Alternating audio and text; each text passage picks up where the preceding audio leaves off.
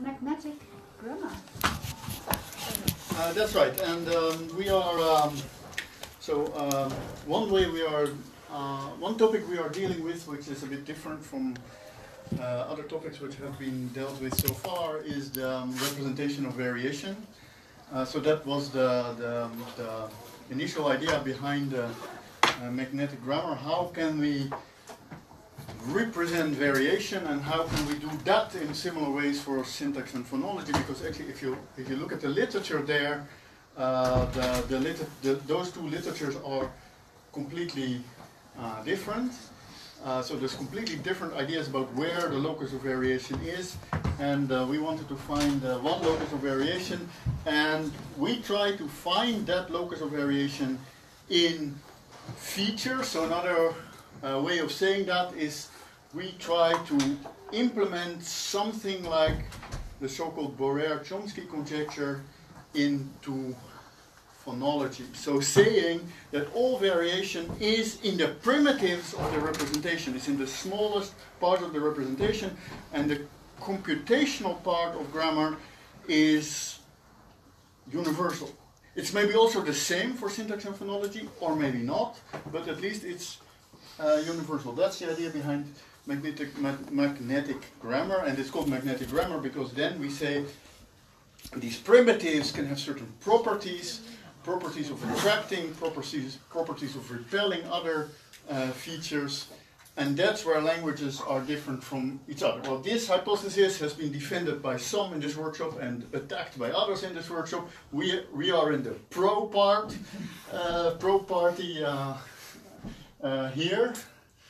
So we believe that that the formal apparatus is the same, except for differences which are given by the interfaces, and actually the difference in linearity versus structure might be one of those differences. But phonology and syntax have a lot in common. They have features in common. We believe actually that they are the same. Actually, I think we might join Laura and Rita in saying they're monovalent things. Something like cyclicity they have in common, but that's because that's the interface between the two modules. They may have a skeleton in common as the point where the two representations touch each other, but they differ maybe in their domains, linear or hierarchical domains. They may be different in their substance, and then those two things might be related, right? So they might be different in their domains because they differ in their substance. If you're semantics, you might be recursive. If you're phonetics, you're not. Another interesting problem you have to deal with in syntax phonology interface, so that, these two authors of this paper are like a living syntax phonology interface. One of the things you have to deal with is different views of computation. So different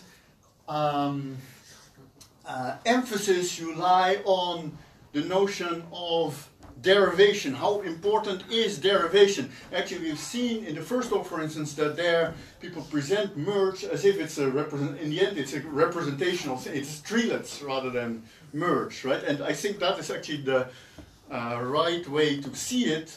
So this difference between derivational and non-derivational models, between merge and treelets, is actually just a different way of looking at it, and everybody who knows anything about the standard theory of computing knows that there is the difference between derivations and representations is basically a notational difference. People tend to think in linguistics, in particular in syntax, in a kind of Turing-like way about computation. Namely, we have data and then we have operations on those data, and there are two different kinds of things. But almost as old is the Church's view of computation, which is a purely representational view, which is based on lambda calculus, in which there is no essential difference between data and operations. So here's an example. No. But here's an example. from mathematics. So it's first time ever this picture is presented at Meertens Instituut. So you can think of a function. You can think of a function. Let's say in a derivational way, a function as a machine. You put something in and then you get something out, right? So that's one way of looking at it. So we have this function which gives the square of some number. We put a number in, we get the square of that number. But the function is also this picture. Right? So it's also one representation which just looks like that. That's one of the ideas behind the lambda calculus. So then we can actually have functions which give us other functions. Which take functions as their input and also have functions as their output. So we can manipulate functions as well. Basically any kind of that was the previous slide. So any kind of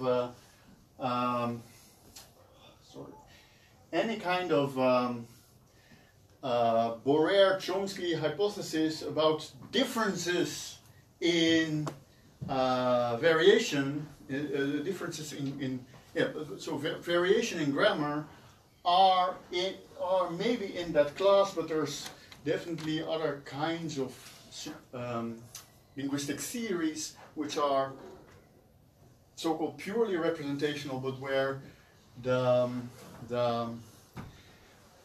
where a lot of computation is hidden in the representations. Again, I refer to the first talk where you could see that, so there's no longer any difference, computational difference between syntax and phonology. They're in the same class, so they're both this tier-based what? Strictly local. TSL. That's it. TSL. But only because they have different kinds of representations, where the syntactic representations are more complex maybe than the phonological representations. So the complexity is not in the computational machinery, the complexity is in the kinds of representations you are manipulating. So you have a very simple grammar. So we take features to be the locus of variation, also in phonology. So we assume that the only difference between languages is differences in features. Otherwise, the systems are completely the same and irrelevant. That means we cannot just deal with ordinary features or ordinary elements, because how are we going to deal with the fact that some language has vowel harmony and another language doesn't have vowel harmony, even though they have the same vowels, right? So they have the same structure of vowels. So we can only do that if we add one thing to the features, but one thing only. Features or elements, that's actually irrelevant. And that is magnetism. It's forces of attraction and forces of repulsion. So a feature in one language, in some languages you can just have a feature, height. In some languages that feature has a property of attracting another feature. It can only survive if the other feature is also there. It wants some other feature to also be there in the same domain. And what the domain is different between phonology and syntax, but in the same domain, in the same segment, in the same syllable, in the same phrase, something like that. And there's a property of repulsion which says this feature cannot be there together with another feature. Right? So that's basically our general idea. So languages can differ. One language can have a feature F which only attracts H. Another can have a feature F which attracts actually G and repels H. And all differences between languages should be that. Right? So otherwise the computational machinery should be the same. So this is what's language specific, and this is what is universal. So universal are rules about combining features. So a rule like this, if we have F which attracts G together with G, then we have an F, let's say a happy F.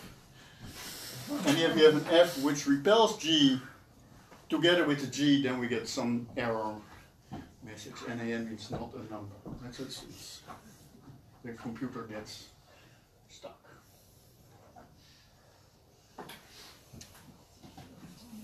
Okay, so these are some case studies or some cases in which we could easily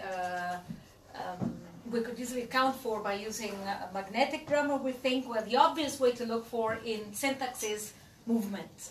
Verb movement is an obvious, one of the first thing that comes to your mind, and there's variation in Romance, Germanic, and English regarding to verb movement. We know that in Romance, usually verbs move to T. In Germanic, they move to C, for those Germanic languages that have B to C, and in English, verb doesn't move.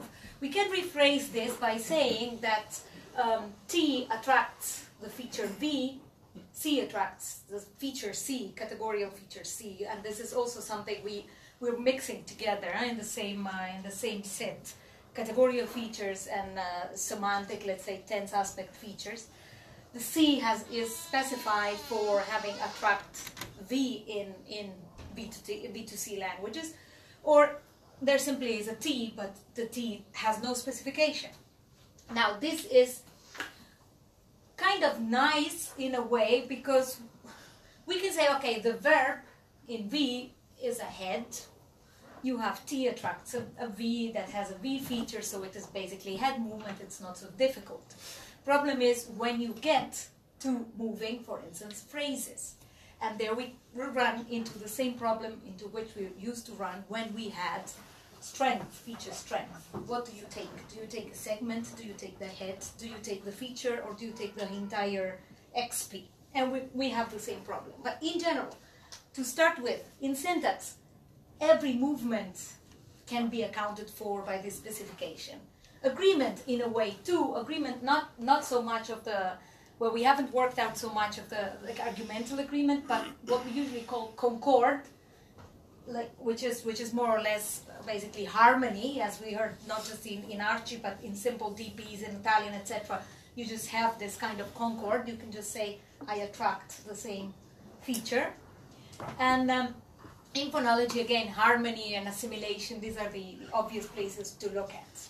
Now, why do we want to say this, that these features have this further specification? Isn't this more complicated? Well, it used to be complicated when we thought of, I think I have a slide about feature strength. So this reminds me, or everybody that has worked in syntax before last year, of feature strength. The idea was then you have a head that has some strong features that attract, etc. And that back then the problem was you have random assignment of strength. In other words, you say, okay, V to T happens because there is a strong feature on T or on V, depending on which versions you had. But let's say T has a strong feature, it attracts V, but that's really just ad hoc. The problem now is that that system there was still quite GB style, which means that we had in mind that we had an X bar, part of UG, etc., so you have to make an extra stipulation. But if you think of features in the Borer-Chomsky way, what you're saying is you basically have to learn as a child you have to learn your feature inventory somehow. You want to do it emergently, or you want to have it as a selection of part of your universal set. In any case, you have to select some features, and you have to learn which features are active, let's say, or present in your language. So once you have to learn your features, why can't you also learn the specification of these features? Once you have to learn that Italian has gender, and gender is feminine and masculine, and in German it is feminine, masculine, and neuter, why can't you also learn this? In a system which really makes variation dependent on the features you have and their setup, it is much more straightforward to postulate such a thing without saying, oh, but this is ad hoc. It is ad hoc, but verb movement is ad hoc. I mean, otherwise we have to say, okay, we don't know why they move, okay. The French are smarter because they can do WH in C2, Italians are stupid, they have to move. That's another, but I mean, there are some things that are totally ad hoc, and they can be quite well described, at least with this. The advantages were that agreement and movement were due to the same mechanism, some sort of lacking or some sort of attraction that got completely lost afterwards. So we would like to revamp this idea of feature strength in a way which is, but make it larger and include a part of repulsion, which is also important. Now, this is the same as I said before, and this is just with examples. For WH movement, we have more or less the same idea. C has an attract feature. It attracts little WH, a WH feature. In English, you have an attraction of the WH node, and Malayalam instead you have it is the verb that attracts the WH node. What is this meant to be? So we know that Chinese and French have WH in C2. The way this was made before, we could say it in two ways. We can say C doesn't have any feature, so we don't have any movement of the WH element. The problem is that WH is some sort of a semantic feature. It is not, it is not like V to T, it's a different sort of thing. That's where all the asymmetries between upward and downward agreement are born, etc. It is a different kind of feature. So we go the way we used to go in the old times by saying that C, the head C attracts, or the feature C, the category C attracts the WH feature. The rest of the whole phonological, morphological material, if you work in those terms in general, stays in C2. What you move is the feature alone, and that's nothing new also. In English, you need to take along or pipe the whole XP. You can't just move the feature. And that's a specification that we need to add somewhere in the language, and we don't really know where to put this. So this is kind of a problem. So language knows and chooses what to carry along. Malayalam has WH before verb, and in this case we can say, okay, this is just the head that attracts the WH phrase, and not just and this is, it's kind of, yeah, it could be a problem of linearization. Now, the thing with this is, with the system, is that it accounts for things that are usually considered completely unexplainable. It doesn't account, but it links these things to other sorts of more justifiable kind of movements and attractions and things. So it gives a larger view on things. Okay, this is for movement. Adjectival agreement, which is concord, it's the same. You say, when you have, in Italian, you have a head noun, this kind of work as a pointer, and noun is feminine. This is attracting the feminine feature. In Italian, we say it in the term of element a, but you can consider this is not an element, this is a feminine morpheme. In English, you don't have any specification. So your head, your adjectival, this is the adjective that attracts the same morphological specification as the head noun. In English, you don't have that, and you don't have that specification. That's trivially simple. Okay, agreement comes in different forms. So, of course, some languages have rich agreement. So, in the past tense, in past imperfective, at least in Russian, or yes, you can have you have a specification on tense, more or less, also for aspect of person, number, and gender. Some other languages only have person and number, and this is all meant to say that features are independently specified, but agreement is more or less the same. You can attract information about, so for instance in Russian, you want to attract all the information from your, say, subject. You want to attract the information, your T attracts the information on the person, on the number, on the gender. Whereas in Dutch, you only have information about person and number being attracted, and gender we don't care, although you have some sort of gender distinction. There are several other phenomena that are quite unexplainable and weird, and we have to say EPP in syntax, and they're scrambling or negative concord, things that get copied randomly and we don't know why, clitic doubling in those languages that have it, which is not really just clitic doubling in general. So there are all sorts of things that appear and we don't know why, and they might be, instead of saying there's an EPP, or there is a random concord phenomenon, or there is a random agreement phenomenon, etc., we want to put them all together under this attraction. Now, for phonology, you have very nice static evidence for attraction. For instance, in some languages, the only consonant you have is M. So that's the only nasal consonant. There, you can say that basically nasal attracts labial in this language, always. This means you can also see for phonology, much easier than for syntax, paradigmatically what this attraction and co-occurrence of features is, basically. So attraction is basically co-occurrence. Some languages have only that. This means that there is this constraint. And you can see it in the paradigm. In syntax, repulsion is a bit more difficult. Well, we have a very nice example, which is too long, so we can't discuss it, but read, by all means, a paper that is not very known, but it should be, that is by Jeroen van Kranenbroek about why cartography doesn't work, basically. And he's saying, I mean, but here for sake of simplicity and time, in the interest of time, we can think of, for instance, the case of negative imperatives in many Romance languages, including Italian. In Italian, you can say, give me the pen, that's a positive imperative, but the moment you have negation, you cannot say, not give me the pen. You have to use you cannot say not give, inflected, finite inflection, the pen. You have to say not infinitive. So basically what we are saying is negative repels the form of the imperative or the finite form of the verb. It's not possible. They cannot be together in the same phrase, let's say, or in the same sentence even. In syntax, OCP is the obligatory contour principle that prevents two elements that are basically the same, or two tones that are the same, by co-occurring next to each other. In syntax, we have many of these examples. In phonology, more, of course, that was created based on phonology. Lelo in Spanish, you cannot have this co-occurrence. You cannot have also the same element occurring twice. A particularly interesting kind of repulsion in syntax is, because we mentioned, oh, I don't have it here, because we mentioned it this morning, is the PCC, which says that you cannot have a third person dative with a first and second person accusative. And there's a problem. The problem there, we wanted to put it on the slides, but we have the problem there that you have to specify also the fact, not only the fact that you have two clitics, one co-occurring next to the other, that's all right, but you have to specify case. So we need to have some sort of architectural organization of our features, and then that becomes a bit more difficult. But if you have a sequence of two clitics that are basically,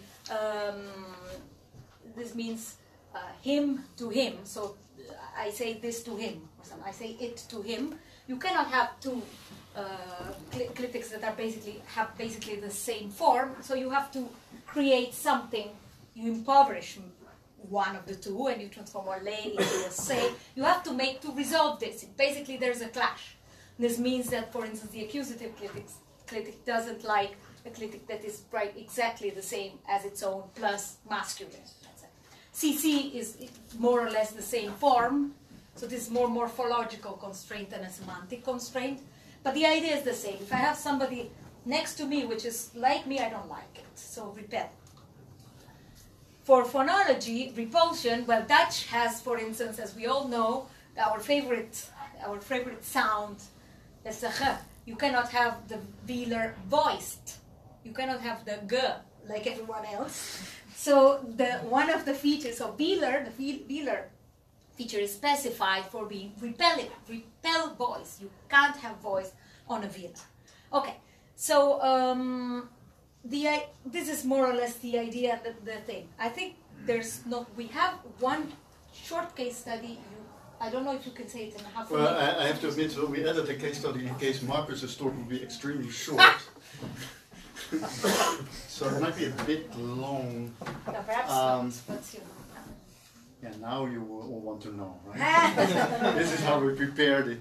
So, actually, metaphony was mentioned this morning briefly by Lara and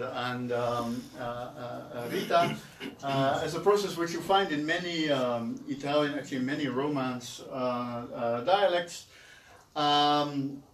This is the dialect of my co-author. Where you see an example of it, so where, for instance, an e turns into an e in the plural, or an o turns into an u also in the plural. That indeed looks like you take away an a, which in itself is kind of funny. What does it mean? So to make the plural, you take away something from the representation. And as a matter of fact, in this particular dialect, something else is happening as well. So Lucane, the dog, if you make it the plural, you get Litine. So it's not just that you take away an A, but you also put in an E. That is really strange. For this we have proposed before a solution which we called the a-eater, because indeed, so that what's happening is we add this suffix, the plural suffix. What does the plural suffix do? The plural suffix eats the a away. Why? Right? So what? So that's it's a strange kind of suffix. We have a paper before. It's a very nice paper, maybe, but it also is kind of arbitrary. And here, at least, because there we have to say it's a mora, and then the mora is just thrown away. Basically, that's what we say. But here we have at least a way to link it to these other phenomena of describing it in exactly the same way. So what this suffix is a suffix which repels a, so it doesn't like to have a, and that's why the a you get rid of the a.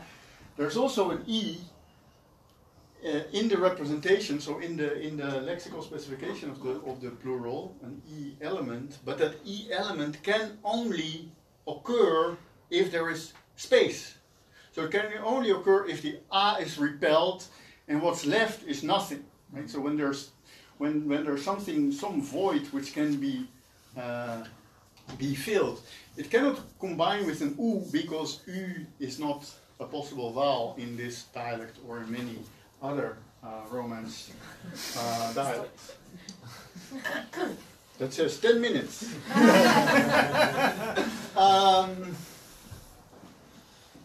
Okay, so, well, we're at the conclusions. Our conclusion is that it seems to us still a promising avenue of looking at, in particular, at variation in phonology and syntax in the same way, by saying variation is in the features, and then we can do this in a kind of declarative, the kind of declarative notation of these repelling and attracting features. Thank you.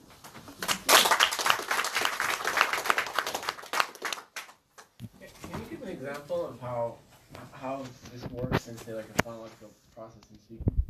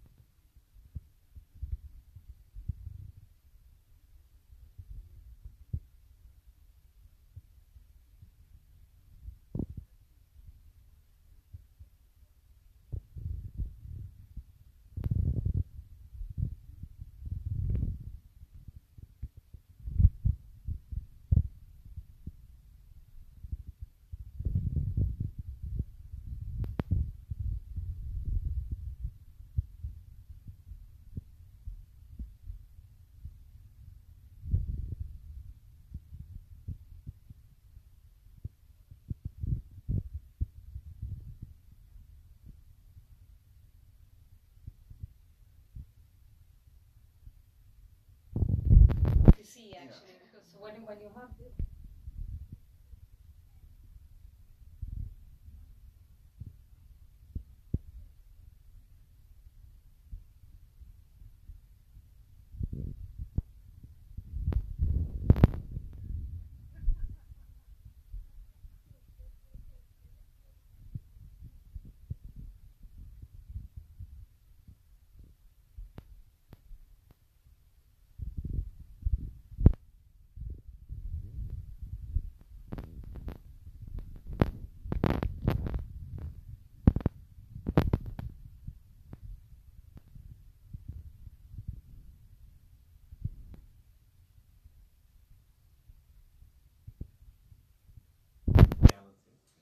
Another way of dealing with gaps, where you said voiced and vela don't go together in Dutch, therefore lacking r, and the two repel each other.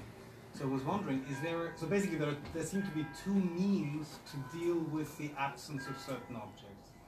Is there a principled reason to decide for one over the other? Or would that, in your view, maybe suggest that one mechanism could be superseded by the other, like you could do with only one? Empirically you can do with only one, probably, but you would then miss generalization. So if you want to do So let's say we have a language which only has this labial nasal. And that means it doesn't have a coronal nasal and it doesn't have a velar nasal, even though the language has the two other places as well. You can do that, of course, by saying, well, velar doesn't like nasality and coronal doesn't like nasality. But then, and this is still a very simple example, but then you would need two constraints. So empirically you can do it, but in certain, and actually in several cases it's going to mean you're going to need a lot of properties for all those different features. The majority in the system would decide, basically. Yeah, the same for syntax. If you know that there is some kind of movement all the So time, you have some kind of evaluation metrics. Yeah. and then at some point you say, just for this one case it doesn't work, then you go with the majority. Do we have 3 more questions? Yeah, it's a comment really. I believe the real reason why Chomsky eliminated strong and weak at some point is that it wasn't a bona fide feature, but rather a feature of feature. So if you say cheese, plural says, I want cheese to be countable, so cheeses. And if you say count feminine, it says, take, you know, it has in principle intersective interpretation, but if you add the interpretable or you add the weak, it's really an instruction to computation. It's not a bona fide feature. So the same, so it's expensive in that sense, and the same would apply to your features. And the other thing that I wanted to say is that I think the Borel-Chomsky conjecture still holds, but in some sort of a little bit downgraded form. I think the key word nowadays is variation is at externalization. So it is still true that the lexicon is a locus of parameterization for the simple reason it's the locus of externalization. However you conceive of your lexicon, exponents, the and whatever, it's still where you pair exponents or pronunciation with meaning. But then, as you know better than me, Chomsky would embrace the idea that, you know, where you find your verb is just a matter of linearization. So it's 2 comments just for the benefit of everybody, and I wonder whether you. Yeah, so externalization, that's it depends whether you want to have a crash-proof syntax or not. So how much you want to put in your syntax, and that's. Oh, I agree with you. I mean, it is if you push everything and you do parallel derivations, and then at some point you crash at the interfaces except for one, then it's fine. You can also take the conditions at the interface seriously and say, not seriously, like take another road and say, well, encode in syntax as much as you know whether there's, if you know something about phonology, etc., how these modules work, incorporate that in syntax. So it's another way. So yes, completely. Well, and and the yeah, other one was yes. Stop, but yeah, there are reasons on either side. Yeah, yes. So you're right. I was intrigued at the beginning of your talk when you spoke about attraction and then the analogy with selection as you have it in categorical grammar. So F/G thing. Yeah. But I'm not sure whether the analogy actually goes through, because I think in a categorical grammar the features, the F and the G in this case, would be resources that are actually used up in the computation. So you would have your F/G, which together with the G gives a happy F as you were telling the story, but then the G is not there anymore. And the examples that you gave, for example, the Bella Ragazza Italiana case, it seems to be that the feature also after the consumption is still there to serve different times, right? Yeah, that's right. But I think that what that means is you have to. So we would have to be a little bit more precise about how exactly the computation. What the logic of this feature works. consumption is. So you should have some kind of type shifting where, when you combine with certain kinds of features, you can still be looking for, decide to look for, like what you do in categorical. But in other cases, you seem to really, as your example of eating the A, you seem to really eat up a resource, right? In the sense that it's not there anymore after. The thing is, then it's not there, definitely no longer there phonetically. Okay. So But for syntax, there is the thing of deletions of features that are uninterpretable, which could be some sort of consumption. Yes. But in the case of Concord, you see the morpheme. I'm not sure you see the semantics make them. So it might be that it disappears anyway. Yeah. But yeah, you're right. What's wrong with assuming that the A simply spells out singularity? Like, you wouldn't say that, like, the affix that spells out past tense ate up the affix that spells out present tense? Say it again. The A eater. What is wrong with simply assuming that the A spells out singularity, hence it's not there in plurality? Well, for instance, because there are also singular nouns which have an E or an U. I need more explanation. But so there are, well, so what's a noun which has an E in the singular? But so there, it's not given that any noun in the singular is low or mid. There are high vowels in words which have a high vowel in the singular. They will not, what we then say is they don't undergo metaphony, right? What? Pina. Pina. What does it mean? Pina. Oh. Then there are two spell out affixes for singularity, the A and a zero morpheme. Some would select the A, others select the zero morpheme. It's what? It's more complicated than that. Also because at some point, if you have a phrase, then all of a sudden the A eater that is eaten appears. Word finally, even non. So you say, for instance, Lucana, the dog, Likina, okay, you eat the A. But if you have enough space, so you say the red dogs, for instance, you say Likinarush. So all of a sudden you see this A appearing. So it's not that we thought it works. It's a bit more complicated, but it works beautifully, I think. Very, very short final question. Gert-Jan was first. No. Short final. Then thank you very much. Thank you. Oh yeah, last speaker is